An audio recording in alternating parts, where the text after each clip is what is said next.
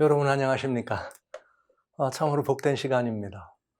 우린 주님의 은혜로운 이 시간들을 매일매일 보내면서 우리가 살고 있는 이 시대가 아무리 어렵고 힘들더라도, 또 내가 처해 있는 현상이 아무리 힘들고 또 어둡고 깜깜하더라도 우리는 하나님이 우리와 함께 하심과 또 주님의 복스럽게 예비하신 시간들이 우리와 함께 한다는 것을 생각할 때마다 그 어둠 속에서도 우리는 빛을 볼 수 있고, 좌절과 낭망이 온누리에 퍼진다 할지라도 희망을 발견할 수 있게 됩니다.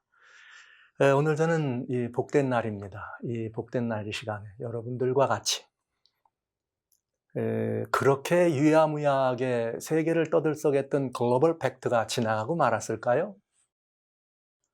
저는 이 글로벌 팩트 이후에 매우 중요한 그 어둠의 역사가 매우 중요한 이 경점을 맞이하고, 이제 지금까지보다는 더 강력해진, 말하자면 세컨 웨이브, 두 번째 이 강력해진 글로벌 팩트로 우리 곁에 다가오고 준비되고 있다는 사실을 오늘 말씀드리고자 합니다.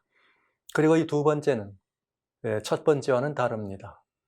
이름은 바뀌어질 수 있지만 내용은 똑같습니다.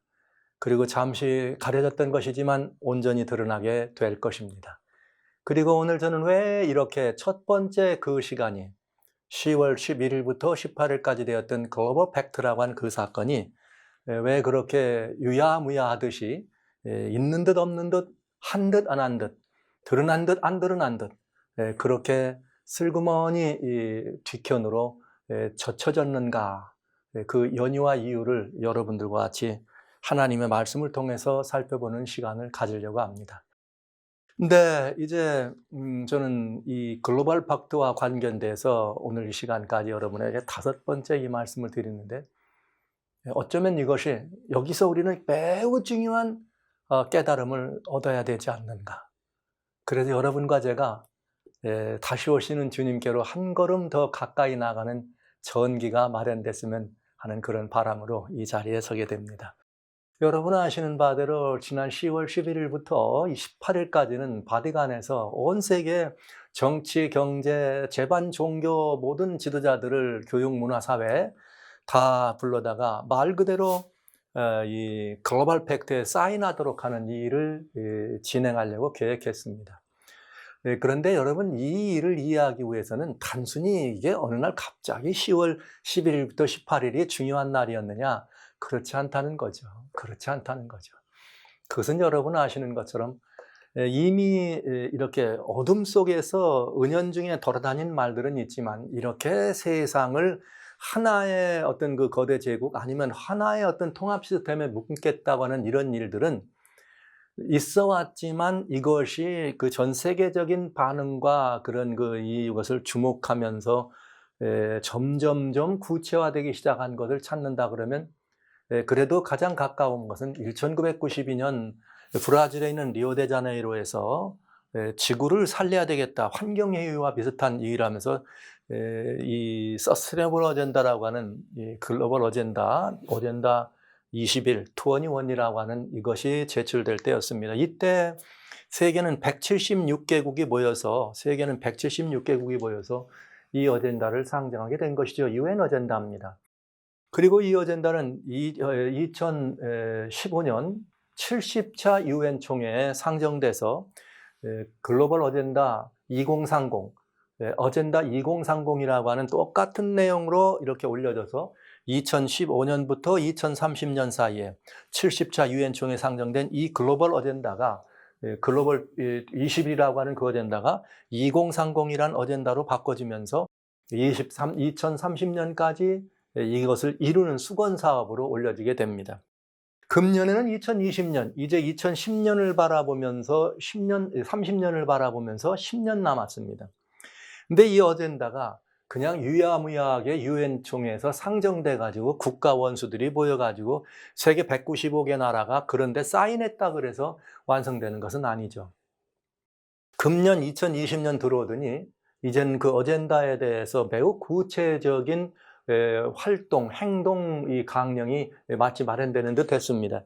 세계 최고의 이 경제 포럼이라고 하죠. 말은 경제 포럼이지만 다보스 포럼은 정치가들과 경영인들과 세계의 다른 다양한 뭐 3,000명 이상의 사람들이 매년 모든 그 나라들의 대통령급 되는 많은 사람들이 여기에 뭐 많이 모여서 주로 이렇게 이 선진한 나라의 대통령들은 다 여기에 가서 함께 참여하고 연설도 하게 합니다. 그때 여기서 2020년에 다른 이름으로 2030 어젠다는 들어지게 됩니다. 그건 뭐냐? Great Reset이라고 하는 세계를 총체적으로 다시 재설정해야 된다고 하는 그런 말로 Great Reset라고 하는 지구촌 대설정의 아젠다가 다보스 포럼의 이슈로 등장하게 됩니다. 그러면서 여러분 아시는 것처럼 금년에는 5월 14일에서 10월 11일부터 18일까지 글로벌 팩트로 구체적인 다보스 포럼에서 얘기했던 그 내용이 구체적으로 실천될 수 있는 첫 출발을 위해서 여러분 아시는 것처럼 바티칸의 글로벌 팩트가 진행되도록 된 것이죠. 그리고 글로벌 팩트가 진행되기 일주일 전에 프란치스코 교황은 아시스에 먼저 가서 All Brothers라고 하는, 그러니까 이게 지구촌 모든 형제, 우리는 한 형제라고 하는 이 말은 똑같은 말이에요. 내용만, 표현만 달라진 것이지, 뭐, 휴먼 프래터니티니 아니면 뭐, 세계 통합이니, 다 같은 용어로 보시면 되겠어요. 우리는 하나라고 하는 거죠. 먼저 프란치스코 교황이 사인하면서 이제 다음 주에 있을 거대한 그런 역사에 모두를 참여시키는 그런 일들을 하기를 원하고 그렇게 진행한 것이었죠. 거기에 그레이트 이맘까지, 그레이트 이맘, 알자르까지 함께 참여해서 인간성을 회복하는 이 운동, 인간의 본성을 회복하는 이 운동이라면서 같이 자기는 먼저 11일 되기 전에 먼저 함께 교황과 마음을 합쳐서 지구 인구의 40약 4, 5억이 함께 이 일에 쓸려갔습니다. 미리. 그러나 2020년 10월 11일부터 18일까지 막상 이 글로벌 팩트를 열었을 때는 종교 지도자들은 모였었지만은 거기에 그렇게 예상했던 것처럼 오히려 다보스 포럼보다도 사람들이 모이지 않았다는 것이죠. 다보스 포럼보다도. 그러면서 그 바로 이후에 후속타로 이미 준비된 것이지만 아마 10월 18일 날 장치 지도를 가져와서 다 잘 됐으면은 아마 20날 세계 평화 선언을 하는 그 시간을 세계 평화의 날을 선언할 수 있는 그런 준비를 해왔지만 그런 것 정치 지도자들은 다 빠지고 종교 지도자들만 다 모여서 모든 종교는 전쟁을 원하지 않습니다. 오히려 검으로 일어난 자는 검으로 망합니다. 우리는 전쟁을 원하는 종교가 아닙니다 하면서 종교 간의 평화와 세계 평화를 선언하고 거기서 그야말로 축제를 갖는 그런 시간을로만 가졌습니다. 그래서 이 글로벌 팩트는 이렇게 반쪽만 이루어진, 한쪽의 명암이 교차되는 반쪽만 이루어지는 그런 결실들을 보게 된 것이죠. 저는 지난 시간에 여러분들에게 왜 그랬는가, 그 이유는 하나님께서 역사의 모든 순간에 역사를 향해 말씀하시기를 인류 역사는 정치적으로나 종교적으로나 그런 부분에 있을 때 모든 인류를 다 한 나라나 혹은 하나로 만드는 일을 금하셨다고 하는 것입니다. 그리고 주님이 역사의 마지막 경점에 새로운 질서를 세우실 것인데 그것은 사람의 손으로 되는 것이 아니라 하나님께서 세우시는 소위 돌나라 예수님의 재림으로만 가능하다는 것을 말씀하신 것이고 그것을 역행하고자 했던 글로벌 팩트는 이루어질 수가 없었다고 하는 사실입니다. 우리는 하나님의 말씀이 온전히 이루어지는 사건을 보게 된 것이죠.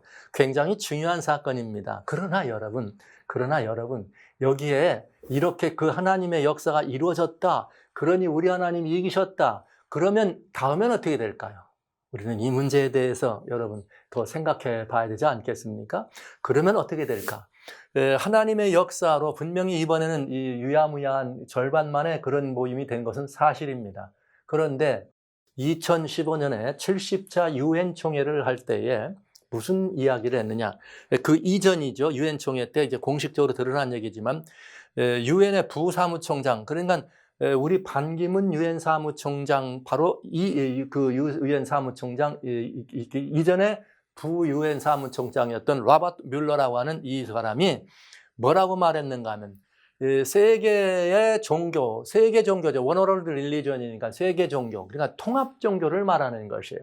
이 통합 종교라고 하는 것은 반드시 무엇을 수반하게 됐느냐? 원 월드 거버먼트, 즉 세계 통합 정부를 수반하게 된다. 뒤따라 올 것이다. 그런 이야기를 한 것이에요.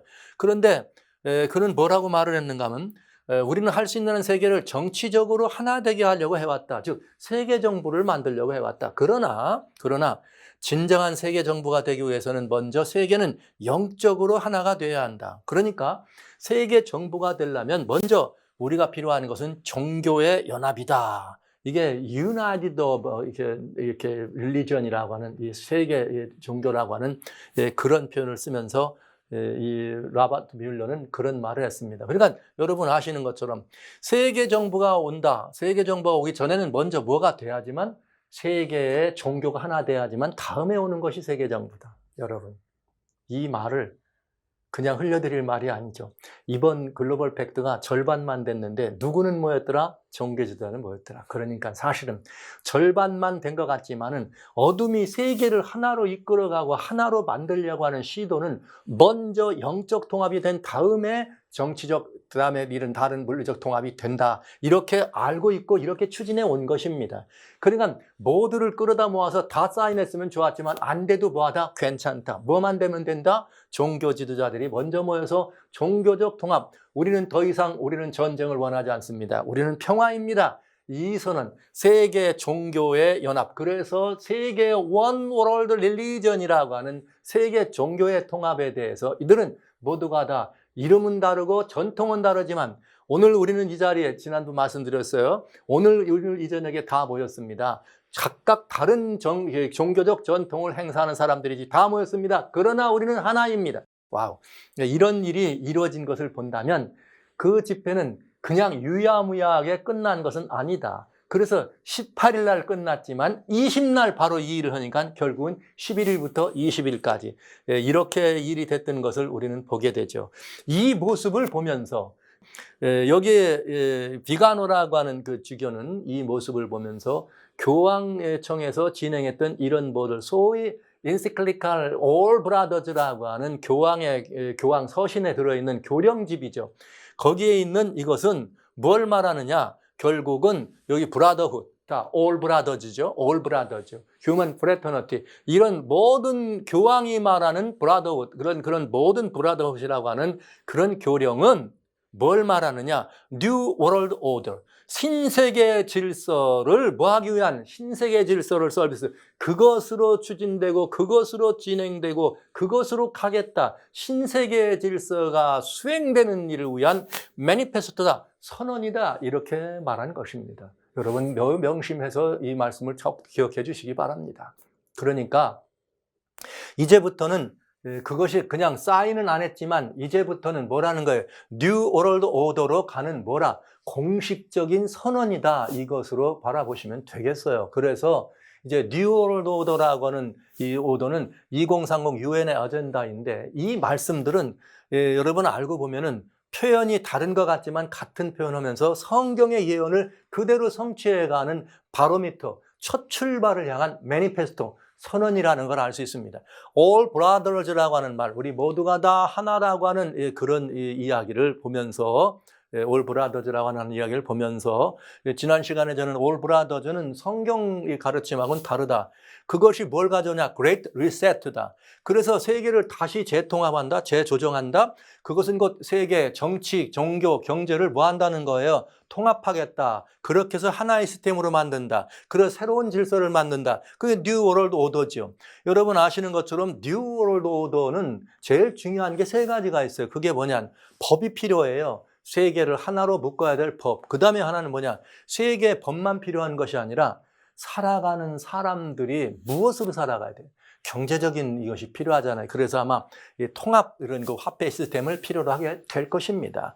그래서 계속해서 지금까지 이 새로운 그런 그 뭐 스테이트먼트 이렇게 흔히 말하는 이 정부가 통제하는, 그래가지고 통제하는 자본주의다, 무슨 뭐 스테이트 캐피탈리즘이다, 아니면 새롭게 경제 유통 질서를 다시 이런 말들 하는 것이 그게 뉴 월드 오더예요, 소위 말하면. 그러나 여러분 중요합니다.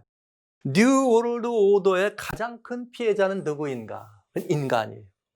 사람, 인간 질서를 새로 만드는데 이게 무슨 말이냐면 온 인간들이 다 결국은 노예가 되는 것이에요. 노예, 여러분. 이게 뭔지를 아는 것이 중요합니다. 우리 모두는 다 노예가 되는 것입니다. 노예. 그리고 신흥 계급이죠. 새로운 인간 질서의 새로운 계급. 말로는 모두가 다 인간 휴먼 평등이라 얘기고 형제라 그랬지만 그 배후에는 소위 말하는 새로운 신흥 귀족 질서가 형성되는 것입니다. 그러니까 여러분, 이름만 바꿔 쓴 소위 말하는 사회주의나 공산주의 체제하고 거의 방불한 것이다. 내용, 종교적인 이것들이 들어가 있다고 하는 이거 하나 떼놓고는 모든 그 내용들은 사실은 공산주의 선언했던 매니페스토나 거의 똑같은 것이라고 보셔도 무방하다고 저는 분명히 말씀드립니다.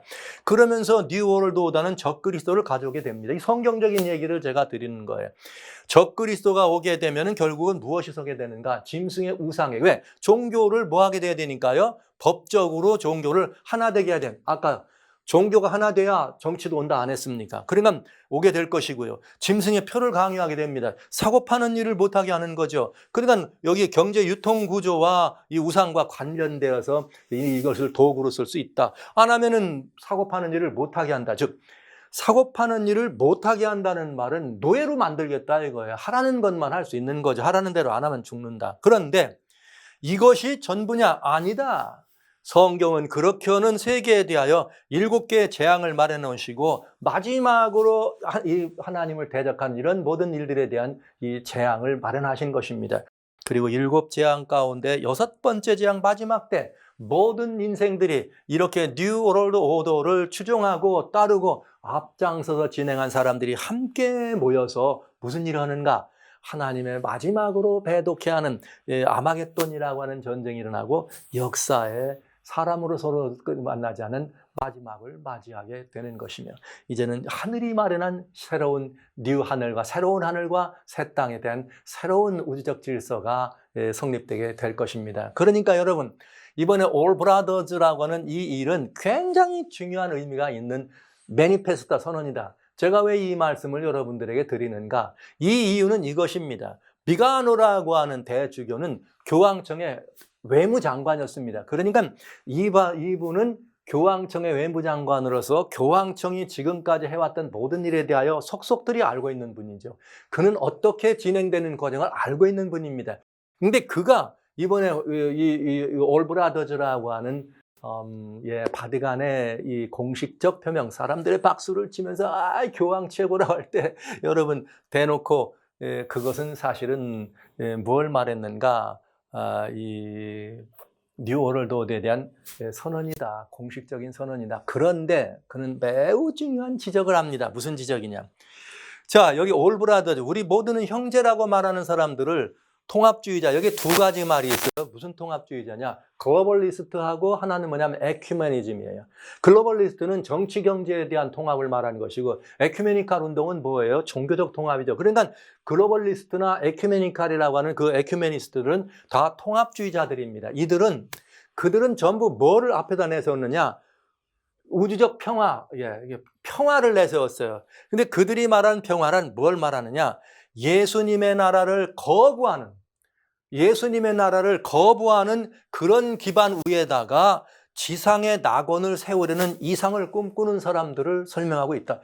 이렇게 말했습니다. 이것이 비가노의 이야기였습니다. 즉, 이 올브라더즈나 글로벌리스트나 이제 에큐메니즘, 영적인 통합을 얘기하는 모든 사람들이 사실은 예수님의 다시 세워지시는 그 나라가 아니라 인위적으로 사람들이 지상 낙원을 세우려고 하는 그런 이상의 꿈쟁이들이다 이 말이에요. 와, 무서운 얘기요, 놀라운 이야기지요. 이것이 이런 과정들을 통해서 진행될 것을 성경은 아주 분명하게 얘기해주고 있는 것입니다. 무엇으로? 올 브라더즈라고 하는 미혹을 먼저 중심으로 해서요. 그런데 이 올 브라더즈가 반만 끝나고 말았느냐? 제가 그렇게 표현을 드렸지만 사실은 여기에 굉장히 귀한, 굉장히 중요한, 우리가 놓치면 안 되는 중요한 사실이 있다고 하는 것입니다. 자, 여기서 글로벌 팩트는 그러면 그렇게 됐으니까 멈출 것인가? 절반만 이루어진 것으로 이만하면 됐지, 그러고 끝날 것인가? 아닙니다.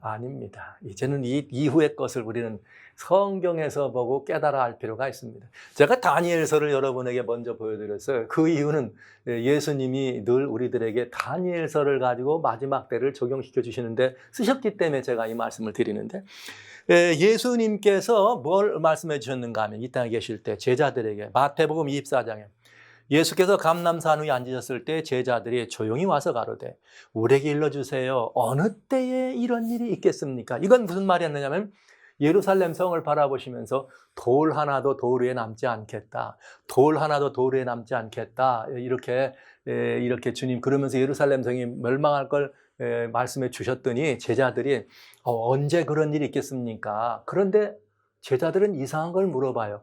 예루살렘이 멸망하는 거를 물어보면서 또 우리 주의 임하심과 세상 끝에는 무슨 징조가 있겠습니까? 이렇게 물어본단 말이에요. 그러니까 우리 주 예수 그리스도께서 이 땅에 오시면서 역사의 마지막을 가져올 그때는 무엇이겠느냐? 이렇게. 그래서 우리는 뭘 통해 보는가?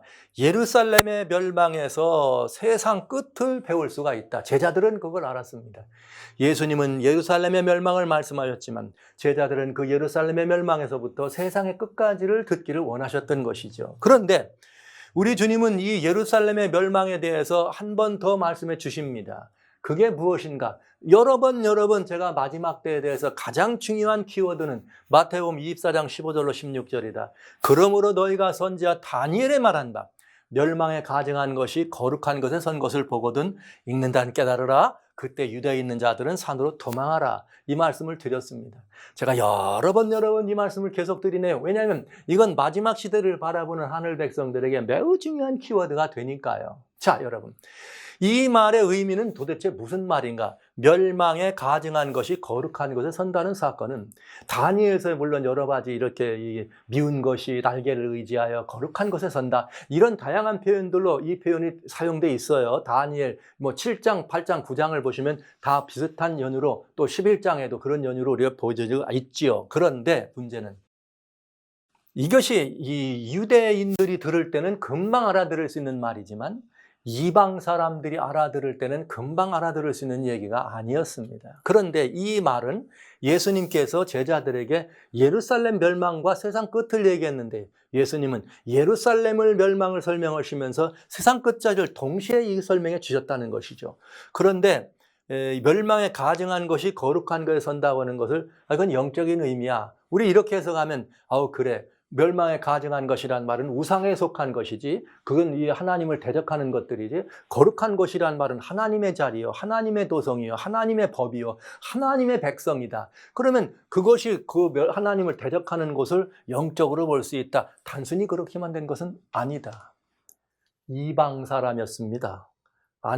시리아 사람, 안디옥 사람이었던 누가는 이 말씀을 제자들을 통해 들은 다음에 이 말씀을 아주 자세하게 우리가 알아듣도록 설명해 줍니다.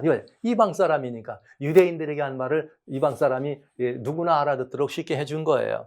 누가복음 21장 20절로 21절에 이렇게 표현했어요. 너희가 예루살렘이 군대들에게 에워싸이는 것을 보거든 그 멸망이 가까운 줄을 알라. 그때에 유대에 있는 자들은 산으로 도망할지며 성내에 있는 자들은 나갈지며 촌에 있는 자들은 그리로 들어가지 말라. 예루살렘으로 어떡하라? 들어가지 말고 나와라. 뭐 하면? 군대들이 둘러싸이는 것을 보면 나와라 이렇게 됐어요. 예루살렘이 그러니까 이 말은 군대들에게 둘러싸인다. 마태복음과 누가복음을 섞어 놓으면 결국은 멸망에 가증한 것이라는 것은 영적인 의미도 있지만 로마의 군대, 즉 우상을 섬기는 사람들이죠. 그들이 예루살렘, 하나님의 도성입니다. 예루살렘을 둘러싼 것을 그것도 실질적으로도 그런 현실적인 일이 있었구나. 이거를 우리가 알 수가 있죠. 그런데 이것은 예수님이 돌아가시기 전에 제자들에게 주신 말씀입니다. 그런데 이 말씀을 자세히 보면 우리 뭔가 궁금한 게 있어요. 가만히 있어봐. 예루살렘이 군대들에게 둘러싸였는데 어떻게 도망가? 여러분 이거 어떻게 해석하실래요? 군대에게 에워싸이는 것을 보면 유대에 있는 자들은 그때 유대에 있는 자들은 서망가라. 성내에 있는 자들은 나가라. 군대에 둘러싸여 있는데 어떻게 나가느냐 이 말이에요. 어떻게 나가느냐 이 말이에요. 유대 밖에 있는 사람들, 촌에 나가 있는 사람들은 예루살렘으로 들어가지는 않지만 어떻게 그 안에 있는 사람은 나가라 하느냐 말이에요. 굉장히 중요한 의미 있지 않겠어요? 이 말은 무슨 말이 내포되어 있어요? 주님께서 성 내에 있는 자, 예루살렘 성이 둘러싸인다. 그런데 너희들은 나가라. 그러니까 둘러싸이지만 나갈 수 있는 기회를 누가 주시는 거죠? 주님이 주시는 거죠. 왜 그럴까요? 그렇게 하셔서 예수님이 우리들에게 일러주신 이 말씀이 사실이라는 것을 확인시켜 주시는 내용이죠. 그러면 실제로 역사 속에서 우리는 이 과정을 살펴봐야 합니다. 역사 속에서. 그건 무슨 말인가? 실제 그런 일이 있었는가? 있었습니다. 예수님 십자가 달려 돌아가시고 난 다음에 예수님 돌아가시고 난 후에 한 30년 뒤에 무슨 일이 벌어졌는가? 유대인들과 로마 가운데 이게 반란이 일어나요. 로마의 압제 항가는 반란이 일어나고 1차 유대와 로마의 전쟁이 벌어집니다. 이 전쟁 때 이 당시 로마 황제는 네로 황제였어요. 네로 황제였는데 유대 이 반란된 사람들을 막기 위해서 누가 등장하느냐? 시리아에 있던 로마 제12군단의 장군인 세스티우스가 있는데 그를 보냅니다. 그래서 그가 66년 9월, 이건 초막절 때였어요. 66년 9월 가을 초막절에 이 장군을 보내가지고 12군단의 군대를 보내서 예루살렘을 포위했습니다. 그런데요, 참 이상한 일이죠. 예루살렘을 포위했는데 9일 만에 그냥 퇴각해버려요. 이유도 없어. 그 이유는 뭐냐면 예루살렘을 포위했는데 실제 그 밖에 다른 곳에서 반란군이 있다. 그러니까 포위되어 있는 안에 있는 예루살렘 거기를 포위를 풀고 그냥 퇴각하는 일을 한 것입니다. 근데 이것이 퇴각하는 것을 보고서 그때 이 매복에 있던 유대인들이 이 12군단을 6,300여 명을 가량을 아주 살상하는 중대한 일을 저지르죠. 그러니까 여러분, 이게 무슨 말이냐? 로마 군대가 예루살렘을 포위했는데 그냥 9일 만에 포위를 풀었어요. 그러니까 9일이라 그러면 이게 수장절은 일주일 동안 하는 거예요. 수장절은 일주일 동안 지키는 거니까 어차피 거기에는 일주일 동안 먹고 있는 데는 아무 문제가 없는 거죠. 그런데 그냥 9일간 포위니까 수장절 기간 동안만 지켜준 거죠. 마치 지켜준 것처럼 유대인들을. 자, 그럼 수장절이 마치면 가야 될 거 아닙니까? 나가야 되는데 군대들이 둘러싸여서 못 나가. 근데 군대 안에, 예루살렘 성 안에 무슨 일이 있었는가? 야, 나가지 마. 나가는 사람들은 문을 열어야 나가니까. 그럼 너희들은 반역자야. 그래가지고 유다의 열심당원들은 못 나가도록 한 것입니다. 그런데 누가 문제가 됐느냐?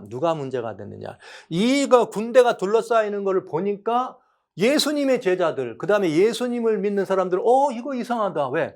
예수님 말씀하시기를 유대인들이 둘러싸는 것을 보면 어떡하라? 도망가라 그랬잖아요. 그 말이 생각나니까 이 사람들은 나가려고 그리고 안에서는 못 나가게 합니다. 그러나 주님을 따르는 사람들은 주님이 둘러싸이걸랑 나가라 했으니까 믿음으로 나가자. 그리고 나가려고 할 때 누구의 손에 의해서 열려졌는지는 모르지만 성문이 열립니다. 그래서 그 안에 있던 그리스도인들은 다 나가고 이 사람들을 붙잡아야 되는데 오히려 이 성 안에 있던 유대의 말하자면 우국지사들이죠. 용병들, 유대의 그 독립전쟁을 일으킨 사람들은 로마인이 퇴각하니까 달아나는 그리스도인들을 붙잡기보다는 퇴각하는 로마 사람들을 붙들기 위해서 그들을 공격해 들어갔다 이거죠. 그래서 이렇게 많은 사람들을 죽인 거예요. 와, 이게 굉장히 중요한 일입니다. 그러다가 이렇게 됐으니 로마에서 가만히 있겠어요? 그래서 로마에서는 베스파시안이라고 하는 이 사령관을 임명해서 3개 군단, 1개 군단이 아니라 3개 군단을 그들에게 다시 예루살렘을 쪽을 향해서 유대를 공격해 들어오도록 파병합니다. 그래서 그 안에 무슨 일이 벌어져? 그러다가 70년에 AD 70년 4월 14일 6월절 3일 전에 또 유대인들이 모였어요. 누구는 여기 안 갔을까요? 누구는? 그리스도인들은 안 가죠. 왜요? 여러분, 우리 히브리서에 보면 그런 표현들이 있어요. 유대 사람들의 모든 것들을 얘기하면서 너희들이 말이야 그 제사 드리는 거, 뭐 제사장 이런 모든 것들은 다 예수님 안에서 그건 다 옛 것이야. 이제는 새 것으로 드리는 거야. 그러면서 유대가 멸망해도 예수님을 믿는 그 일에 실망하지 않도록 보내준 기별이 히브리서 아닙니까? 그러니까 여기에 누구는 안 들어가? 그리스도인들은 안 들어가죠. 왜요? 유월절은 이제 더 이상 거기서 지킬 필요가 없었으니까요. 들어가지 말라고 해서. 그래서 6월 14일 날 예루살렘 6월절이니까 다 모여들어 있는 유대인들을 포로합니다. 이번엔 4개 군당 타이터스 장군이 왔는데 타이터스는 베스파시안의 아들이에요.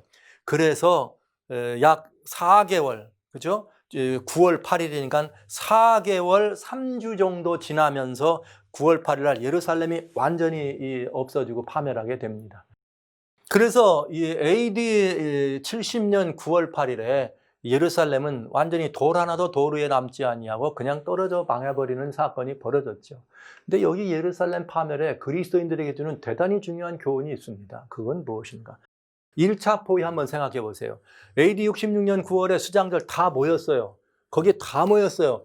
다 모였는데 그리스도인도 모이고 유대인들 다 모였는데 9일간 포위했다가 까닭없이 퇴각을 해요. 까닭 없이. 그러나 까닭 없는 퇴각 같았지만 그건 까닭 없는 퇴각이 아니죠. 왜요? 누가 이미 그 기회를 말씀하신 거예요. 하나님께서 성이 둘러싸이는 것을 보거든 피하라 그랬잖아요. 피할 길을 만들어 주신 것이에요. 그런데 그 피할 길이 뭐냐 알고 봤더니 로마 당시에 여러분 대화재나 이런 모든 것들이 이제 그 어간에 있었던 상황입니다만은 이 로마 요거보단 뒤에 일어나는 일이죠. 이때에 이게 섭리의 기간입니다. 하나님께서 로마의 내정을 매우 불안하게 만들었어요. 네로 당시에 내정을 매우 불안하게 만드는 바람에 베스파시안을 3개 군단을 보냈다가 이 유대를 들어가는데 왠지 모르게 지척돼요. 지척되면서 얼마 시간이 걸리냐? 약 한 3년 이상의 시간이 걸리게 됩니다. 그러다가 3년의 시간이 지나 3년 반이 걸린 다음에 이렇게 AD 70년 4월 14일 날 들어오게 됐는데 이 어간에 무슨 일이 있었느냐? 이런 어간이 있었어요. 무슨 어간이냐면은 이 기간 동안에 네로가 죽어요. 네로가 죽어요. 네로가 죽으니까 무슨 일이 있었느냐? 네로가 죽은 다음에 다시 오토가 황제가 돼. 68년에 오토가 황제가 됐는데 황제가 죽은 지 3년 만에 다시 3개월 만에 다시 죽어요. 그 3개월 만에 죽으니까 그 다음에 12월 달에 베스파시안이 돌아오라 그래가지고 네로가 죽으면서 돌아오라 그러니까 3개 군단을 끌고 가다가 할 수 없이 돌아갔죠. 돌아가가지고 왕은 죽고 그 후임자였던 오토라고 하는 임금도 또 3개월 만에 죽고 그래서 그냥 베스파시안이 왕이 돼버려 로마에. 그 황제가 되니까 자기 아들을 사령관으로 삼아가지고 1개 군단을 더 주어서 예루살렘으로 보낸 거예요. 바로 더 극렬하게 더 완벽하게 예루살렘을 파괴할 준비가 된 것이죠. 자, 그러니까 제가 여기 섭리의 3년 반이다 하는 말은 피하고 살아난 사람들에게는 피할 길을 주신 3년 반이었다. 유대인들에게 모이지 말았어야 되는데 6월절이니까 전부 누구만 모이겠어요? 그리스도는 빼고 6월절을 지키기 위한 유대인들은 다 모였죠. 특별히 남자들은 다 모였죠. 그래서 그때 약 한 297만이 모였다고 하는 거 아닙니까? 그때 섬 안에. 그러다가 4개월 3주 정도 지난 다음에 예루살렘이 완전히 파괴되면서 9월 달에 철사, 60년 9월에 철수, 10, 11, 12, 1, 2, 3, 3개월. 그렇죠? 반년이죠. 그래서 정확하게 3년 반 만에 예루살렘은 1차 포위 이후 3년 반 만에 2차 포위가 되면서 완전히 예루살렘이 끝나는 것을 보게 됩니다. 제가 왜 이 말씀을 여러분에게 드리는가? 멸망에 가증한 것이 거룩한 것에서는 1차 포위는 보니까 포위가 완전히 됐지만 그것이 예루살렘을 완전히 망가뜨리는 그런 포위는 아니었습니다. 위야무야하게 지나갔습니다. 저는 이 얘기를 멸망에 가증한 것이 서는 사건이 무엇일까? 근세기에 무엇이 가장 하나님의 뜻을 대적하고 하나님의 이런 모든 것을 대적하는 일인가? 말할 것도 없이 글로벌 세계가 뭐예요? 하나가 되는 것. 그리고 하나의 종교가 돼서 그것도 그게 하나님을 섬기는 종교가 아니라 그냥 통합 종교, 혼합 종교가 돼가지고 하나님을 배도하는 이것이야말로 멸망에 가증한 것이 거룩한 것에 서는 사건이 된다. 누구 이름으로요? 그리스도인이란 이름으로요. 이게 정말 암울하고 암담한 얘기 아닙니까? 그런 일을 하려고 했는데 그것에 여러 번의 많은 과정들을 거쳐서 공식적으로 공개적으로 모든 사람들에게 선포되고 그 일을 하려고 했던 게 글로벌 팩트다. 10월 11일부터 18일까지. 그런데 그게 글로벌 팩트가 됐는데 거기가 왜 모르게 알게 모르게 유야무야 됐어요. 왠지 모르게 유야무야 됐어요. 그러면서 20일까지 해서 글로벌 팩트와 평화의 축제까지 하면 20일 돼서 종교만 합동되는 모습을 보이면서 그냥 끝났습니다. 이거 참 묘한 일입니다. 이게 9일 걸렸어요. 마치 뭐같이 예루살렘 1차 포위하고서 그냥 이유도 없이 그냥 별로 포위된 것 때문에 피해보는 것 없이 간 것입니다. 이걸로 인해서 오늘날 하나님을 섬기는 사람들의 큰 문제가 생긴 건 아닙니다. 그러면 이제 지금 글로벌 팩트라고 하는 이것이 그렇게 유야무야하고 끝나게 될 거냐 이 말이에요. 만약에 다시 이것이 돌아온다면 마치 그것은 예루살렘을 2차 포위한 것과 같이 그런 일이 되지 않겠느냐. 언젠가 여러분 보시기에 글로벌 팩트 이거 그냥 유야무야 끝날 것 같아요? 저는 그렇게 보지 않습니다. 그렇게 보지 않습니다. 멸망에 가증한 것이 거룩한 것에 서는 것이 무엇인지를 1차 때 이번에 보여줬다면 2차 포위 때는 완전히 그것이 서는 것을 보여주게 될 것입니다. 역사가 우리들에게 보여줍니다. 예루살렘 때는 로마의 군인이 그 예루살렘을 2번의 포위에 걸쳐서 완전히 없애버렸습니다. 참 절묘하게도 이번에 이 글로벌 팩트라고 하는 것은 기독교가 아니라 천주교, 캐톨릭 자체에서도 이것은 기독교를 그야말로 완전히 없애버리려고 하는 거다. 기독교 신앙을 없애버리려고 하는 거다. 이런 얘기를 한 것이죠. 그랬는데 그렇게 해서 모였으면 여기서 완전히 모든 게 다 하나가 될 뻔했는데 그냥 모여서 그냥 모이는 듯 만 듯 하면서 사라진 것 같잖아요. 그러나 다시 그 일을 하기 위해서 한다면 그건 멸망에 가증한 것이 거룩한 것에 서는 사건과 똑같은 사건이 벌어진다. 그렇다면 그 이때는 피할 길이 있다 없다? 피할 길이 없다. 왜? 2차 포위 때는 다 사라졌습니다. 여러분 1차 포위 때 포위된 걸 보고 그리스도인들은 피난 갔습니다. 그걸 보고 예수님의 말씀을 들은 사람들은 다 떠났다고요. 예루살렘을. 그러면 지금 이 모습을 보는데 만약에 저는 이것이 주님께서 우리들에게 보는 매우 중요한 안목이요 매우 중요한 하나님의 깨우침이라는 생각하는 거죠. 역사가 보여주는 깨우침, 성경의 내용이 성취되는 역사. 예루살렘이 포위되는 걸 보면 피하라. 이 성경의 예언이 예수님이 직접 하신 말씀이 성취되는 역사였어요. 그것을 보고 피한 사람은 살았습니다. 그러나 그 3년 반 기간 동안에 다시 포위될 때에 섭리의 기간이 있어서 그것을 포위하지 않았지만 아주 떠난 게 아니에요. 예루살렘을 완전히 멸망하기 위해서 준비된 3년 반. 그리고 돌아와서는 들어간 사람은 아무도 도망칠 수도 없고 다 죽게 된 것입니다. 그렇다면 지금 현재 예루살렘은 뭘 말합니까? 이 예루살렘은 참 종교 아니에요? 참 하나님 백성들 아닙니까? 진실로 예수님을 영접하고 예수님을 머리로 예수님의 지체된 우리들이 만들어가는 이것이 신령한 은혜의 공동체, 생명의 공동체, 그리스도 중심의 공동체, 이것이 오늘날 영적 예루살렘 맞잖아요. 이것이 개인적인 것이든 교회를 구성하고 있는 유형교회든 이것 아닙니까? 그런데 이번에 뭐가 될 뻔했어요? 이런 기독교 공동체가 완전히 교리적으로 또 형식적으로 와야 될 뻔했다. 그런데 그냥 그 일이 이루어지지 않다. 우리는 할렐루야하고 즐거워할 것인가? 하나님의 뜻대로 연합하지 말라고 했는데 했으니까 됐다 이거냐? 아니라 이 말이죠. 이 기간은 실제 예루살렘 성이 그렇게 포위됐다 풀려서 3년 반이라는 시간이 있는 동안에 그 사실을 보고 깨달은 사람들은 다 성을 피해 나갔어. 다 성을 피해 나가서 그 유대에 머물지 않고 피해 간 것입니다. 그러나 그렇지 않고 그것을 외면하고 그런 성경의 말씀을 믿지 아니하고 예수님의 권고를 믿지 않았던 사람들은 다시 예루살렘에 들어가고 다시 예루살렘은 포위되고 아무도 떠날 수가 없었다고 하는 것입니다. 사랑하신 성도 여러분, 1차 포위 때는 예루살렘 포위 때는 그리스도인도 갔어요. 네, 그냥 유대 명절이니까 아직도 명쾌하게 신앙이 예수님의 말씀이 안 된 거죠. 그러나 2차 포위 때는 그리스도인은 안 갔습니다. 왜냐?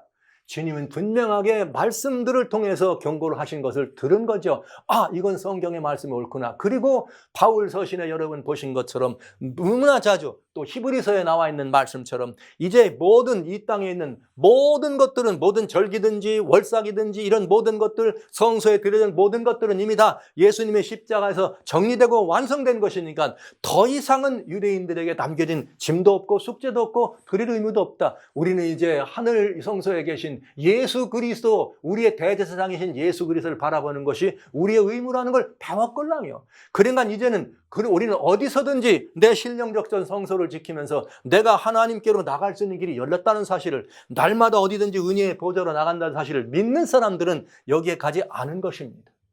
와우. 여러분, 이게 뭘 의미하는 것 같아요? 그들은 예루살렘으로 다시 돌아가지 않았습니다. 그리고 돌 하나도 돌 위에 남지 않도록 멸망할 때 그들은 그 멸망에서, 그 파멸에서 건짐을 받을 수가 있었습니다. 여러분, 우리는 성경에서 이 사실을 배워야 합니다. 이제 마치 글로벌 팩트가 뭘 가지고, 글로벌 팩트가 뭘 노렸던 것이냐, 이것입니다. 저가 권세를 받아 짐승의 우상에게 생기를 주어 짐승의 우상으로 말하게 하고 또 짐승의 우상에게 경배하지 않는 자는 몇이든지 다 죽이게 하더라. 이것을 하고 싶었던 것이죠. 그러나 이번에 이걸 해야 되는데 여기까지는 가지 않았습니다. 그러니까 결국 성경은 이렇게 예언되어 있어요. 몇이든지 다 죽이는 일, 우상에게 경배하지 아니하는 이 일을 위해서 글로벌 팩트가 준비됐었다 하는 것이죠. 자, 그러면 여러분, 이제는 이번에 실패가 아니죠. 마치 예루살렘을 철수했던 세스티우스의 12군단과 같이 이번엔 모였다가 종교 평화와 종교의 축제만 걸리고 헤어진 글로벌 팩트 이후에는 어떤 일이 벌어질까? 여러분 궁금하지 않아요? 이미 말씀드린 것처럼 더 강력한 것으로 등장하지 않겠습니까? 더 강력한 것, 피할 길이 없을 것입니다. 구체적으로 드러낸 음모가 저는 시간이 많이 걸릴 줄 알았습니다. 그런데요, 아니더군요. 여러분 10월 3일 날 아시스로 갔던 프란체스코, 거기서 인스클리칼 이렇게 올브라더즈라고 하는 이걸 말하면서 여기 말한 라우다토 시라고 하는 이게 브라더즈, 브라텔리티 뚜띠는 올 브라더즈란 말이고 라우다토 시라는 말은 주님을 찬양하고 경배한다, 이런 뜻이에요. 여기에 이 내용을 가지고 이번에 완전히 이 세계를 하나 되게 하려고 한 것이죠. 이 내용은 잠깐 말씀드렸지만 세 가지가 핵심 내용입니다. 환경 문제 살리자, 클라이밋 체인지 이거 살리자, 그 다음에 경제 문제 이거 전부 다 이제 부자 다 쓰는 거, 잘 사는 나라 거 다 내놓고 하나 되자, 그 다음에 사회적으로 다 평등. 그러면 여러분, 이게 지난번에 잠깐 말씀드렸습니다마는 이게 뭘 말하느냐, 이런 말이에요. 사적 소유를 제한하는 것이 환경 문제에 대한 답이에요. 탄소 발생만 줄이는 것이 아니라 물이나 이런 모든 것들이 다 망가지는 이유는 개인이 소유하기 때문에 그렇다는 거예요. 무분별하게 이렇게 개발하기 때문에 그렇다는 거예요. 그러니까 이거를 공동 이렇게 관리할 수 있도록 사적 소유를 제한하라는 말이에요. 대안을 내세울 때. 경제에 대해서는 부가 어느 사람들에게 집중되거나 어느 나라에게 집중돼서 잘 사는 나라, 못 사는 나라가 서로 이렇게 빈곤층이 이렇게 되면 안 되고 다 내놓고, 있는 거 내놓고 너희 때문에 여기 가난하게 됐다 이거예요. 그러니까 다 내놓고 같이 균등하게 살아가라 이 말이죠. 힘센 사람이나 힘없는 사람이나 결국 여기서 발생한 문제죠. 우리 다 같이 가야 된다. 남자나 여자도 약하고 이렇게 하면 안 된다. 이런 문제. 여러분, 이거 한마디로 말하면 어느 나라 얘기예요? 이것을 비가노라고 하는 주교가 여기 올브라더즈라고 하는, 그렇게 하면서 거기에 들은 이 내용은 바로 뭐라고요? 뉴 월드 오더라고 하는 것의 선언이다.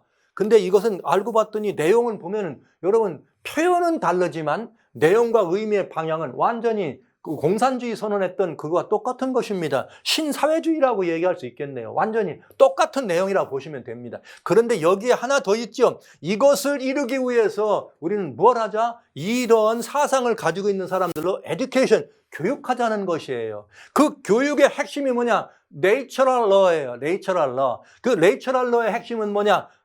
최소한 일주일에 하루를 쉬어서 모든 인생은 일요일 날 진행되는 이 예배죠. 예배 의식, 성례전에 참여하도록 하자. 이것이 핵심 내용이었어요. 이것이. 여러분에게 이미 말씀드렸기 때문에 제가 그냥 오늘은 그냥 자세히 말씀을 안 드리겠습니다. 자, 그래서 여러분 말씀드렸지만 올 브라더, 성경이 말하는 올 브라더즈는 뭐냐? 그리스도 예수 안에서 하나님의 아들이니까 올 브라더. 성경이 말하는 이 모든 만인평등은 뭐냐? 유대인이나 헬라인이나 종이나 자주나 남자나 여자 없이 다 어디 안에서? 예수님 안에서 평등입니다. 자, 부를 뭐 이렇게 뭐 치중되게 이렇게 하지 말자 이 말은 예수 속한 자면 아브라함의 자손이요 약속대로 이어볼. 예수님 안에서 우리는 모든 것들이 다 될 수 있다 이 말이에요. 그러니까 여러분 예수님 안에서만 바로 말하는 아까 얘기한 그 일은 이루어질 수가 있다. 근데 그것을 어떻게 하자는 거예요? 인위적으로 만들자고 하는 것이죠. 그래서 그걸 보고 Manifested in the service of the 뭐라고요? New World Order라. 신세계 질서를 위해서 인간이 만들어가는 그건 예수님의 나라가 아니라 예수님의 나라를 거부하고 인간 스스로가 만들어가는 그런 평화의 나라를 건설하자고 하는 완전 인위적이라고 하는 것을 여러분 보게 된 것입니다. 성경하고는 다르다는 것을 다시 한번 말씀드려요. 그리스도 예수 안에서 인류는 한 형제입니다. 그리스도 예수 안에서 종교도 하나가 될 수 있습니다. 그래서 우리는 모두가 다 그 일을 이뤄갈 수 있다는 것이죠. 그런데 이미 금년 10월 15일 이제 모였을 때 그들은 이 올브라더즈를 가지고 그걸 교육을 통해서 그런 일을 하자는 말을 강조했는데 결과가 무엇이었느냐? 결국은 그거죠. 종교, 교황이 말하는 실인류가 뭐냐 이 말이에요. 실인류는 바티칸에서 말하는 라우다토 시에서 나오는 그 실인류는 어떤 종교든지 상관없다. 하나가 된다. 예수님도 그냥 선지자 중에 한 분일 뿐이다. 그래서 완전히 크리슬람이라고 하는 기독교와 이슬람은 완성되고 45억은 하나 돼버렸고 이제 남은 것은 뭐 힌두교하고 이 공산주의라고 말하는 소위 중국만 남은 거죠. 뭐 이제 거의 다 빠진 거죠. 불교하고 일부. 그래서 여러분, 그래서 그런 것들이 그 말하자면 올 브라더즈라고 하는 것의 목표냐? 거기에 매우 중요한 게 있어요. 이제 바티칸의 이 수장이 마음이 많이 급한 것 같습니다. 20날, 10월 20날 뭐라고요? 우리 모두는 다 전쟁을 이제는 종교는 전쟁하지 않습니다. 세계 종교의 평화 선언을 하고 완전히 사인 다 하고 거기에 사인 다 했죠. 사인 다 하고 그 다음 날 굉장한 그라운드 브레이킹 여기 스테이트먼트라 이 말은 그야말로 지축을 흔들 만한 굉장한 이야기가 이제 바티칸의 수장인 프란체스코 교황님에 의해서 발표됩니다. 그는 뭘 했느냐? same-sex marriage, 즉 말하자면 동성 간의 결혼에 대해서 나는 동성 간의 결혼을 이렇게 지지하고 그것들을 위해서 내가 단호하게 이렇게 일어설 수 있다고 하는 굉장히 중요한 여기에 엔돌스먼트 여기에 하게 됩니다. 그러면서 이 교황은 그런 말을 했습니다. 동성애자들도 가족이 될 권리가 있다. 가족을 가질 권리가 있다. 그들은 하나님의 자녀이며 하나님의 가족이 될 권리가 있다. 동성애자들도 하나님의 자녀고 하나님의 가족이 될 권리가 있다 그랬어요. 그러면서 뭘 해야 되는가? 우리는 그들을 합법적으로 보호하기 위해서 동성애 결혼법을 만들게 시빌 유니언이라고 하는 말이 있죠. 시빌 유니언 러스라고 하는 말은 원래 결혼한 사람들을 국가가 보호받고 인정하고 국가로부터 보호받고 또 국가에게 결혼을 한 그런 그 권리와 의무 조항을 담아낸 그런 법을 말하는 거거든요. 근데 여기에 시빌 유니언 러인데 이건 누구를 위한 거냐? 세임섹스 결혼한 이 커플들을 위한 동성애 결혼법을 만들어야 해요. 동성 간의 결혼법을 보호받을 수 있도록 그들이 보호받을 수 있도록 만들어야 된다. 그리고 나는 그걸 지지한다. 이렇게 말했습니다. 그는 나와서 영화 축제하는 거기서도 그 말을 하고 또 여기 그 사제들의 모임에서도 똑같은 말을 했습니다. 그들은 다 하나님의 자녀들이기 때문에 가족이 될 권리가 있다. 그리고 누구도 그 사람들을 뭐하지 않나 내쫓을 수 없다. 그리고 동성애 때문에 비참해지는 것을 그대로 놔둘 수는 없다고 얘기했어요. 누구도 그들을 내몰아붙여서는 안 되며 너희는 죄인이야 가족이 아니야 내몰아붙여서는 안 된다. 그리고 동성애자가 동성애를 했다는 그것 때문에 삶이 비참하게 되거나 사람들로부터 비극적인 그런 경우에 들어가게 돼서는 안 된다. 이렇게 말을 한 거죠. 그러면서 그들은 이 굉장히 중요한 발표를 합니다. 그들을 법적으로 보호할 동성결혼법을 만들어라. 자, 이제 이 말은 무슨 말이냐? 동성애자들이여 결코 죽지 아니라 이 성경적 말로 바꿨어요.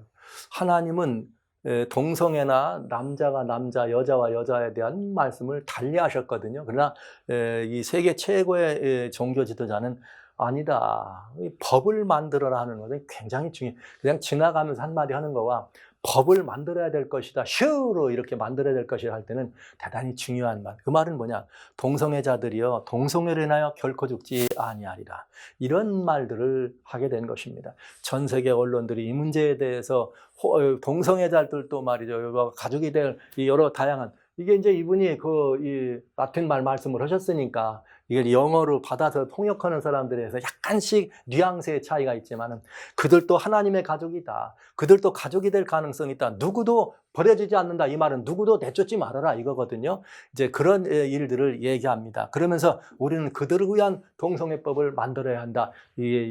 모두에게 발표하면서 또 대단히 중요한 이야기를 인터뷰를 하면서 그런 표현을 해요. 뭐라 했느냐. 이게 여기 말한 희는 예수님이에요. 예수님께 만약에 동성애자들이 예수님께 나왔다면 예수님은 어떻게 하실 거냐? 그랬더니 이렇게 말합니다. 주님은 동성애자라는 이유로 너는 나를 떠나라고는 절대로 대답하지 않을 것입니다. 그러니까 동성애자도 예수님께 나올 수 있다. 여러분 굉장히 멋있잖아요. 지측을 흔들 만한 일 아닙니까? 지금까지 동성애자는 어떻게 했어요? 막 무시되고 멸시되고 무법한 사람, 죄인 취급을 받아서 뭐 이미 2015년에 미국에서는 6월 26일 날 대법원에서 이렇게 법적으로 보호받는 것을 했지만 오바마 대통령이 미국에서 법적인 법을 만든 거하고 세계의 이 종교의 지도자 그 회의를 마치면서 평화회의를 마치면서 거기서 세계 최고의 영적 수장이라고 하는 이 교황의 이름으로 이 이야기를 하는 거는 전혀 다른 이야기입니다. 왠지 아세요? 법은 여러분 아시는 것처럼 성문화 문서로 되어 있는 것이 성문법. 대부분의 상위법은 문서로 되기 전에 불문법이 있어요. 그런데 여러분 나라가 만드는 건 성문법이라면 교황이 말하는 건 불문법과 같은 거예요. 이거 더 상위법. 왜? 영적인 곳에서 도덕적인 문제에 대하여 최고의 주제가 말해버렸으니까요. 이 의미가 그렇다는 얘기예요. 결국은 이게 뭐냐? 합법적인 동성애자들을 위한 뭐가 됐느냐? 천국이 오게 된 거죠. 남자가 남자와 여자가 여자와 결혼하는 것도 이제는 완전히 교황마저 인정했는데 세계 누가 반대하겠어요? 이런 상황을 우리는 보게 된 것입니다. 여러분 18일 날 20날까지 해서 끝났다고요? 아닙니다. 저는 이분이 마음이 많이 급해지시고 그리고 이제는 아까 말한 이 비간호 교주처럼 주교가 말한 것처럼 매니페스토 선언했다 이 말이 확실해진 것이죠. 와 맞구나. 이렇게 됐으니까 올브라더즈라고 했으니까 선언하고 사인했으니까 이제부터는 올브라더 동성애자든지 무슨 뭐 LGBT 성 전환자든지 뭐 누구도 다 하나다 이 말을 하는 거거든요. 그러니까 굉장히 중요한 이제 선언된 내용을 실천하는데 하루도 안 걸리고 그냥 바로 하는 것을 우리는 보게 됩니다. 그러나 세계가 생각할 때는 얼마나 멋집니까? 얼마나 멋있어요. 정말 이렇게 이 세상 사람들이 야 정말 교황 정말 최고다 할 만하지 않겠어요? 이렇게 이 코로나 바이러스 때문에 그야말로 세계 최고의 정말 추앙받는 영적이면서도 종교적이면서 우리들의 도덕적인 지도자로 자리매김을 한 그분이 이제는 이렇게 죄인들을 끌어가지고 이제 동성애자도 오케이, 그냥 오케이가 아니야. 법 만들어 괜찮다고 그냥 괜찮다고가 아니야. 보호할 법을 만들어 이런 일을 했다 이 말이죠. 자, 이건 전통을 깨는 것인가? 세계 주요 언론들이 지금 이제 이것 때문에 그냥 아주 떠들썩했어요. 한 이틀 정도 완전 떠들썩했어요. 야 이게 동성애자들을 보호하기 위한 그런 법을 만들어라. 교황님이 얘기를 했으니 이거 어떡할 것이냐 이렇게요. 그러나 바티칸에서는 교황의 이 말에 대해서 공식적인 멘트를 하지 않습니다. 왜 그럴까요? 할 수 없을 겁니다. 이유가 있죠. 왜냐하면 바티칸은 성경보다는 전통이 위에 있는 천주교가 지금까지 추성해왔던 역사 속의 천주교는 성경이 전통 위에 있는 것이 아니라 전통이 성경보다 위에 있다 이렇게 돼 있습니다. 그러니까 전통이 뭡니까? 그러면 전통은 교황님이 하신 말씀이 전통입니다. 그러니 함부로 말할 수는 없겠죠. 그러나 개인적으로 주교단이나 카디널들이 이제 교회가 완전히 지금 분열되기 시작했어요. 이 천주교 교황이 한 말이 기독교를 완전히 없애는 거다. 이렇게 얘기하면서 반대하는 입장. 그래서 이건 완전히 어떻게 우리가 도덕적으로 온전하지 않은 이런 것들을 영접할 수 있는가. 캐톨릭은 지금까지 이걸 서포트할 수 없다. 이거는 교회가 지금까지 오랜 기간 동안 가르쳐온 이런 교회의 이런 가르침과 완전히 모순되는 거다. 이렇게 말을 하고 개인적인 의사 표현을 할 수 있어요. 개인적인. 그러나 바티칸에서 공식적으로 이 문제에 대한 답은 아직 나오지 않습니다. 여러분, 바티칸이 뭐라고 하는 거 중요해요? 아니죠. 우리는 주님이 뭐라고 하느냐가 중요합니다. 이걸 따져봐야 되겠어요. 주님은 이사야 8장 20절에 마땅히 율법과 증거의 말씀을 쫓는데 그들이 말하는 바가 이 말씀에 맞지 않으면 그들이 정녕 아침빛을 보지 못하더라. 이렇게 되어 있습니다. 그러면 주님이 동성애에 대해서는 뭐라고 말씀하셨어요? 그럼 봐야 되겠죠. 이 로마서 1장 21절 24절에 보면 대단히 중요한 말이 있어요. 어떤 사람들, 죄인들인데 하나님을 알되 하나님으로 영어롭게 아니하고 감사도 아니하고 오히려 생각이 험하자 미련함으로 마음이 얻어졌다. 미련하게 마음이 얻어졌대. 하나님을 거부함으로. 그러다 스스로 지혜 있다고 하지만은 우준하게 돼 썩어지지 않은 하나님의 영광을 썩어질 사람과 금수와 버러지 형상의 우상으로 바꿨다. 그랬더니 하나님이 저희를 마음의 정욕대로 더러움에 내버려두사 저희 몸을 서로 욕되게 하셨다. 그러니까 하나님을 마음에서 몰아내니까 하나님을 내버렸더니 하나님이 어쩔 수 없이 그냥 놔뒀더니 결국은 그들의 몸을 어떻게 하더라? 욕되게 하더라. 그 욕되게 한 하나님을 대적하고 하나님의 뜻을 거스린 욕되게 한 게 뭐냐? 이게 욕된 거예요. 이를 인하여 하나님께서 저희를 부끄러운 욕심에 내어뒀는데 부끄러운 욕심, 욕망에 내뒀는데 곧 저희 여인들도 순리대로 쓸 것을 바꾸어 영리로 쓰며 이와 같이 여인들도 순리대로 쓸 것을 바꾸어 영리로 쓰면 이게 무슨 말인가 하면서 여인들 얘기를 먼저 하는 거죠. 그러면서 남자들도 이와 같이 남자들도 순리대로 이게 나오네요. 그러니까 여러분 여인들도 순리대로 아니하고 영리를 했다. 근데 남자들도 순리대로 여인 쓰기를 버리고 서로 향하여 음욕을 분리하며 남자가 남자로 그러니까 여자도 똑같은 말 이와 같으니까 여자가 여자와 더불어 남자와 남자로 더불어 부끄러운 일을 했다. 이거를 부끄러운 일이 했다. 이것은 먼저 중요해요.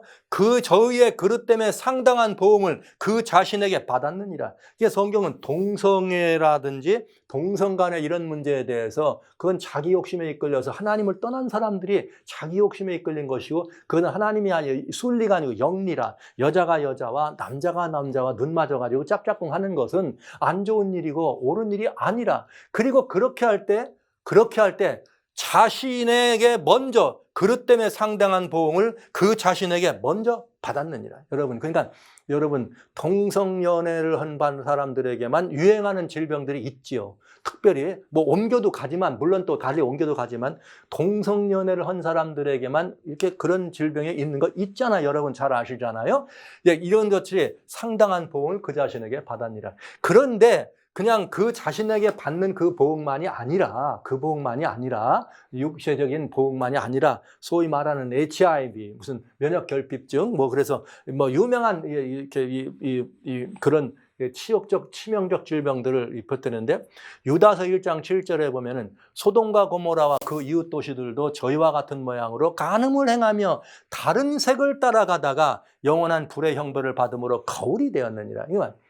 소돔과 고모라가 그렇게 불의 형벌을 받은 것을 우리는 소돔이라 그래요. 소돔이는 말하면 동성연애를 의미합니다. 그러니까 그 동성연애 때문에 불의 형벌을 받아가지고 거울이 됐다. 거울이 됐다는 말은 우리의 본이 되었다 이 말이죠. 그런데 왜 소돔과 고모라를 완전히 그렇게 전멸시켰느냐? 이유가 있죠. 하나님의 뜻은 생육번성하고 땅에 충만하는 것입니다. 그러나 단 일대 만에 역사가 끝날 수 있습니다. 그건 뭐냐? 모두가 동성애에 빠지는 것입니다. 그러면 대가 끊어지니까 역사는 끝나는 것이요. 여러분 무시무시한 범죄 아닙니까? 이것을 소돔성에서 있었다 이 말이에요. 그런데 그것이 사람들의 소위 말하는 문화적으로 멋있는 걸로 일탈, 요즘 포스트 모더니스트들이 뭐든 일탈하면 좋대. 그래서 자기 아내 쓰기를 버리고 일탈해갖고 남자로 간다 이 말이에요. 자기 남편 쓰기를 버리고 일탈해서 여자 간 이게 다 일탈들 아닙니까? 이제 그런 것처럼 여기 다른 색을 따라가다가 불의 형벌을 받은 그 이웃 도시들도 따라가더라. 즉 왜 하나님이 소돔을 완전히 진멸하셨냐면 그 성만 그렇게 끝나면 돼요. 근데 이게 소위 말하는 인간들이 즐기는 그런 게 쾌락 문화가 독버섯처럼 퍼져가지고 이웃 도시들도 다 그렇게 되기 때문에 그 이웃 도시들까지는 하나님이 보호하고 지키셔야 되기 때문에 그 소돔만을 짜내버리셨다 이 말입니다. 그렇다면 여러분 동성 간의 사랑과 결혼이라고 하는 것은 성경이 말해서 완전히 하나님께서 이것은 금하신 것이 분명합니다. 그런데 우리 예수님은 사랑이십니다. 사랑이신 예수님은 이 문제를 뭐라고 취급했을까요? 여러분 죄가 동성애만 죄는 아니죠. 뭐 도둑질도 죄, 살인도 죄, 다른 뭐 간음도 죄, 다른 거짓 다 죄입니다. 그런데 예수님이 한 죄인을 다루시는 모습을 보면 우리는 아주 굉장히 중요한 원리를 주님의 완벽한 동성애에 대한 처방전을 볼 수가 있습니다. 요한복음 8장 10절로 11절에 보면 무슨 말이 나오느냐. 간음하다가 현장에서 붙잡힌 여인이 끌려왔어요. 사람들이 그를 노려보고 있다가 잡아다가 예수님 앞에 놓고 예수님을 잡으려고 한 거죠. 예수님을. 그래서 이렇게 와가지고 간음하다 현장에 붙잡혀서 율법에는 돌로 치라니 넌 어떡할 거야? 이렇게 말했어요. 하나님의 법에 그렇게 돼 있다. 그래서 예수님이 글에다가 이렇게 땅에다가 이 글을 썼습니다. 그러면서 너희 중에 누구든지 죄 없는 자가 돌로 치라. 그러면서 땅에 글을 탁 쓰니까 자기들의 죄가 다 드러나거든. 다 도망갔어요. 그런 이후에 여인과 예수님이 남으셔서 뭐라고 말씀하셨는가? 예수께서 일어나서 여자 외에 아무도 없는 것을 보시고 이르시되 여자야 너를 고소하던 그들이 어디 있느냐? 너를 정죄한 자가 없느냐? 대답하되 주여 없나이다. 예수께서 가라사대 나도 너를 정죄하지 않는다. 할렐루야. 이것이 죄인을 다루시는 예수님의 은혜의 방법이었습니다. 그러니까 여러분 이 간음하다 현장에 잡힌 여자를 막 돌로 치는 건 그때 당시에 보편적인 법이었어요. 누구라도 아무도 흠잡을 일이 없습니다. 그런데 예수님이 이 땅에 오시더니 그렇게 해서 잡아왔는데 그 돌로 안 치고 너희 중에 죄 없는 자가 돌로 치라 이렇게 말씀하시네. 그러니까 죄 없는 사람 아무도 없으니까 다 도망갔어요. 그리고 예수님도 나도 너를 정죄하지 않는다. 정죄하지 않는다는 말씀은 이미 용서하셨다는 말이죠. 여기 이 말씀 때문에 사람들은 예수님은 누구든지 예수께 나오면 있는 그대로 나올 수 있고 있는 그대로 나오면 주님이 받아주신다. 이렇게 얘기하고 주님을 찬양합니다. 아름다운 말입니다. 아름다운 말입니다.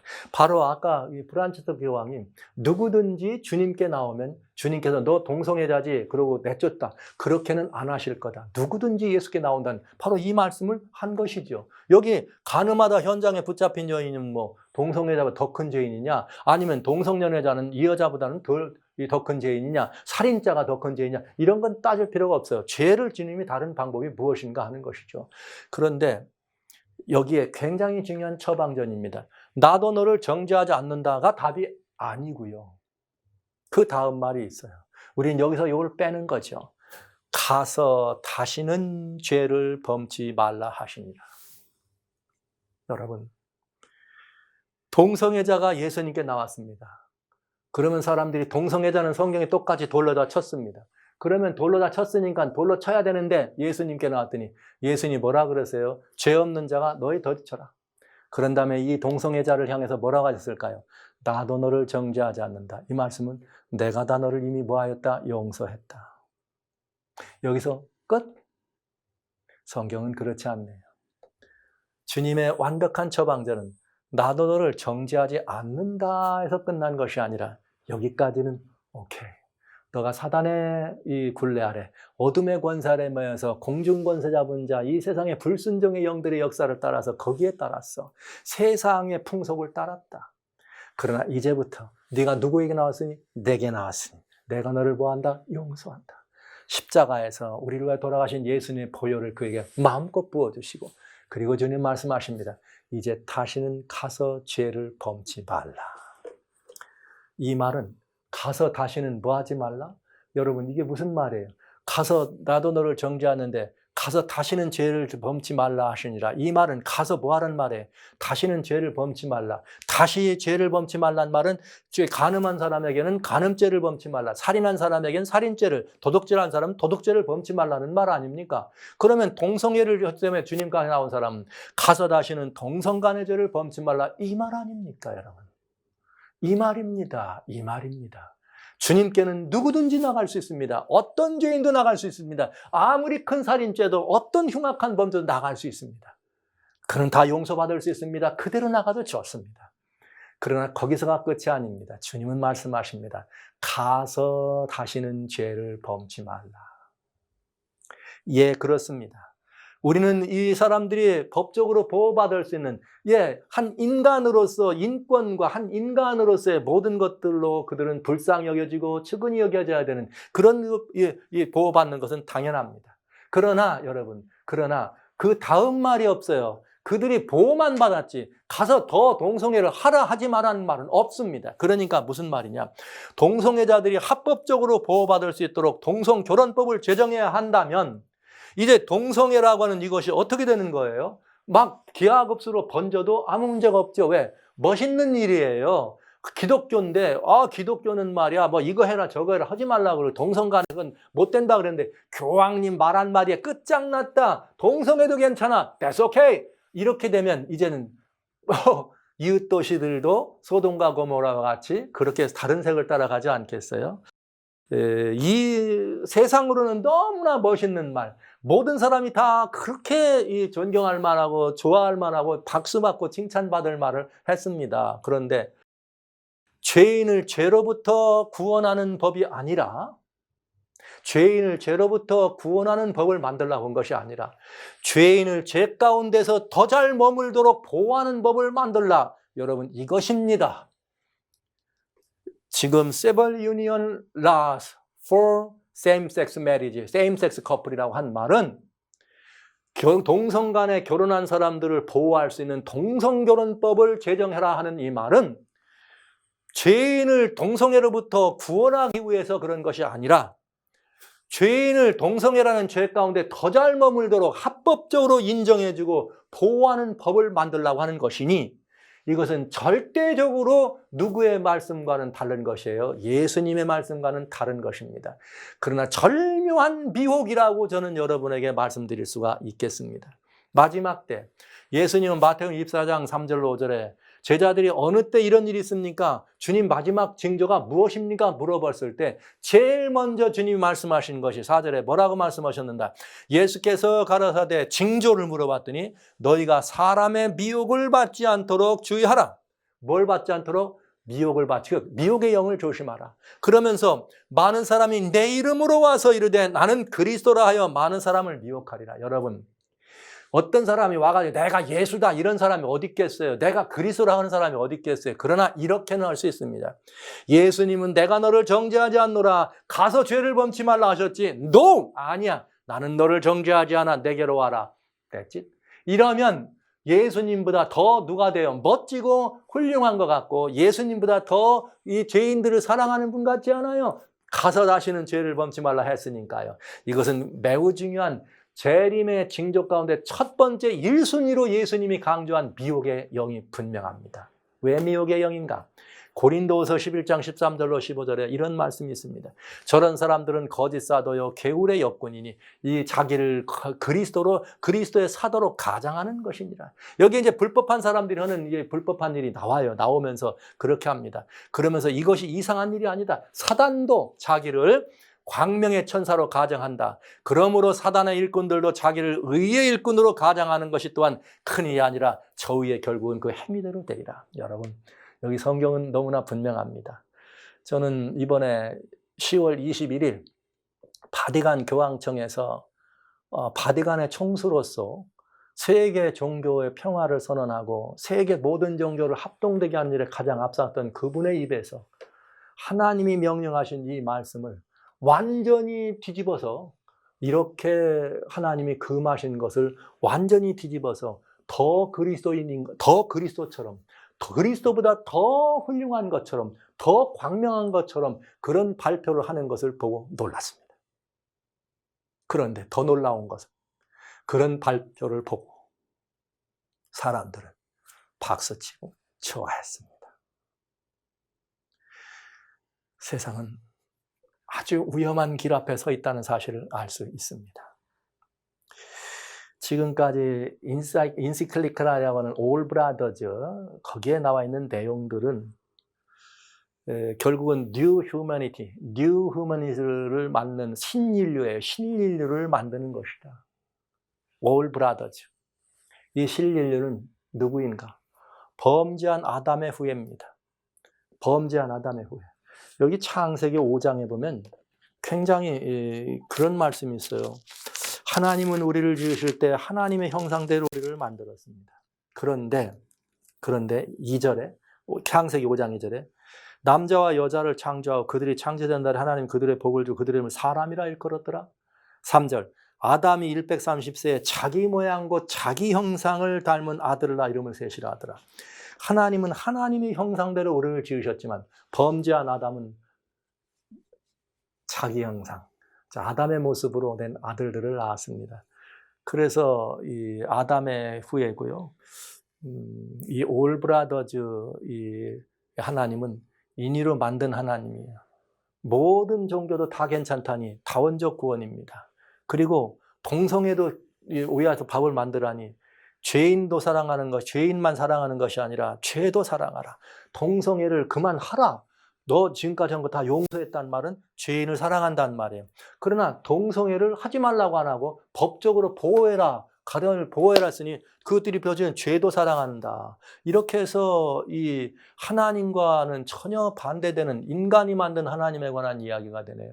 이것이 신인류. 이것이 인시클리칼 이게 나오는 올브라더즈의 교훈입니다. 그러나 진정한 그리스도인 내용이 다르죠. 올 브라더즈는 어디서 가능하냐? 예수 그리스도 안에서 하나의 모든 형제입니다. 그리고 진정한 예수님의 제자 그리스도인은 아담의 후손이 아니에요. 아담의 피로 타고난 이 그리스도인들은 이미 다 옛사람은 죽은 사람들이에요. 진정한 그리스도인은 누구를 말하느냐? 부활하신 예수님께 붙은 후손입니다. 그래서 예수님은 두 번째 아담이십니다. 우리는 거듭났다고 표현하는 것입니다. 우리는 새로운 생명을 소유한 사람들입니다. 아담의 생명은 끝났어요. 우리 안에서. 우리는 하나님의 생명, 예수 그리스도의 영원한 생명을 이어받은 사람들입니다. 그러니까 전혀 다른 후예들이죠. 그리고 우리는 누구를 섬기는 사람이에요? 하나님의 절대 주권, 창조주 하나님의 은혜와 능력으로 그 일이 가능하게 된 것입니다. 그래서 구원은 오직 믿음으로만 가능합니다. 아무거나 믿는 다원적 구원이 아닌 것입니다.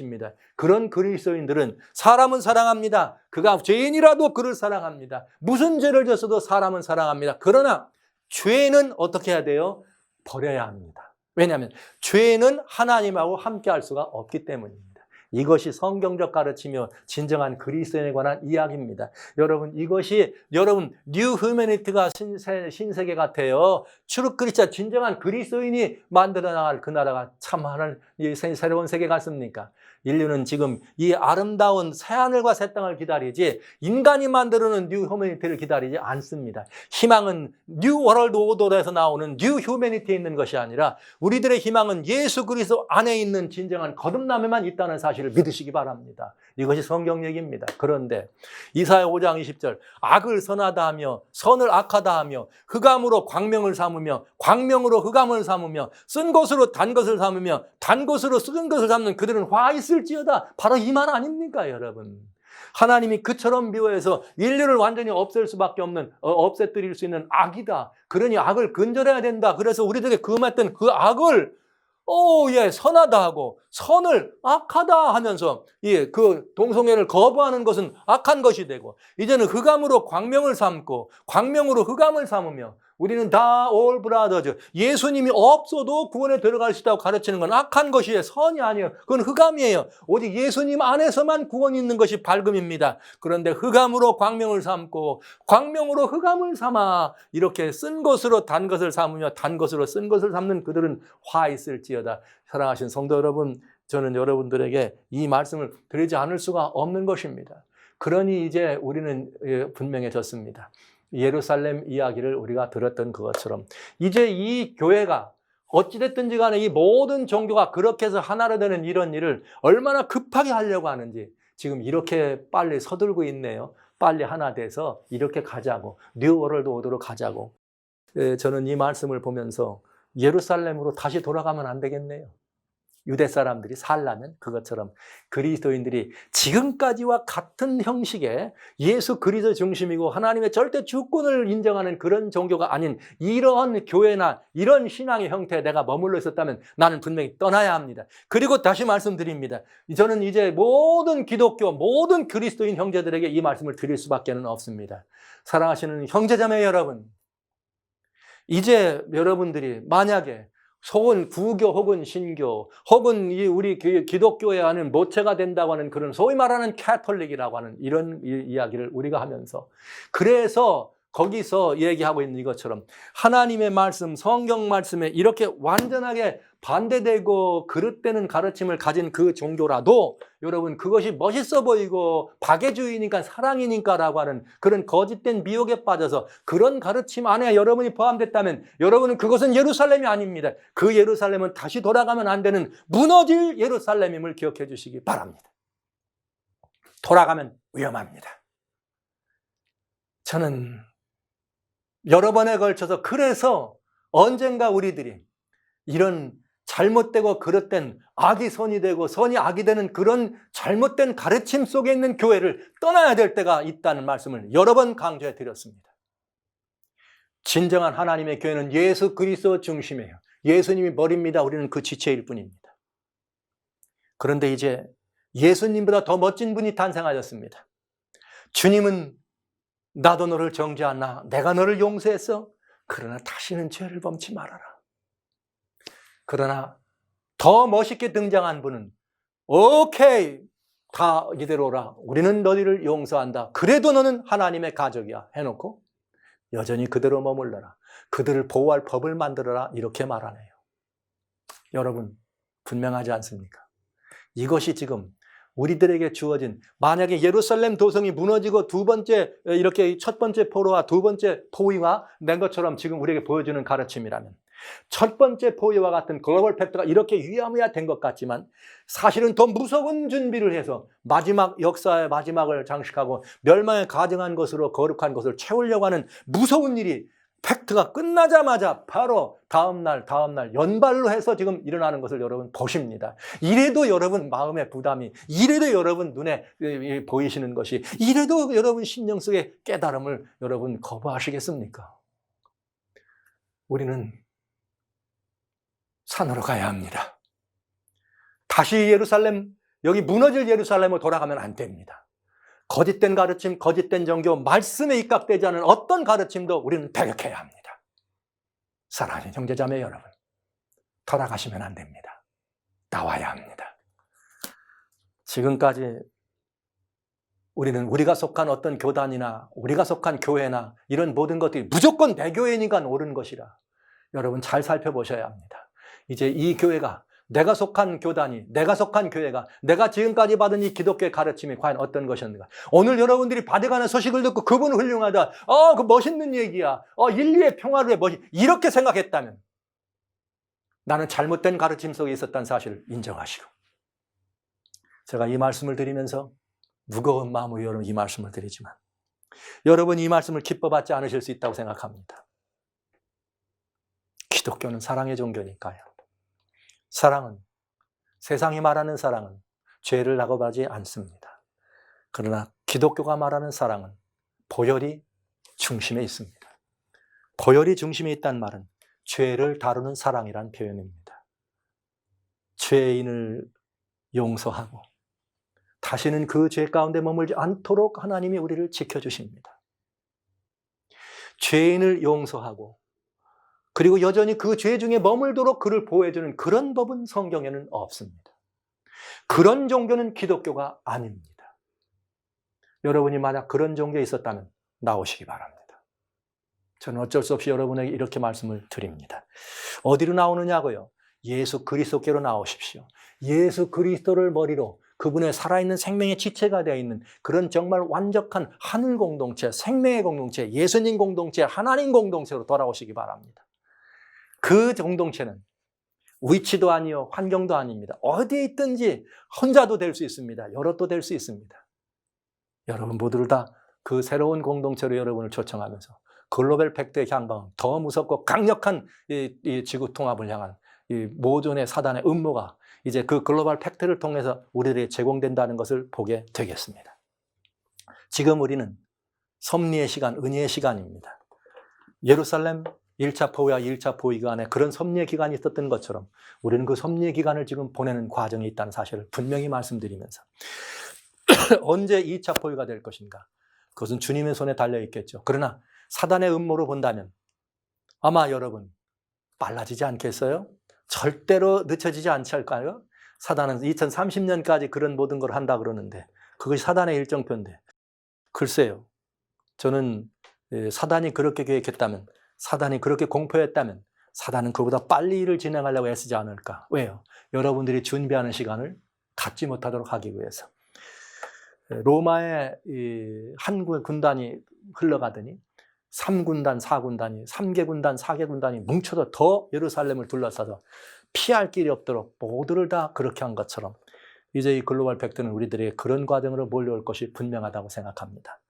이제 오늘 역사는 성경을 통해서 지금 이루어지고 있는 이 일이 얼마나 하나님께 거대한 죄악인지를 보여주었습니다. 하나님의 말씀은 우리가 그것은 선택할 수 없는 매우 중요한 죄라는 사실을 가르쳐 주셨습니다. 우리는 순종하면 되는 것이죠. 사랑하시는 성도 여러분, 저는 오늘 이 무겁고 무거운 말씀을 여러분에게 드리면서 그래도 복음을 가진 이 하나님의 종으로서 여러분 앞에 하나님의 양심으로 이 말씀을 드리지 않을 수밖에 없습니다. 그때 유다에 있는 자들은 산으로 도망하라. 다시는 예루살렘으로 돌아가지 말라고 하는 주님의 권고를 들으시고 진리와 의와 생명의 공동체인 예수께로 여러분의 고로를 반드시 다시 한번 면밀히 살펴보시고 돌아오시기를 주의 이름으로 축원합니다.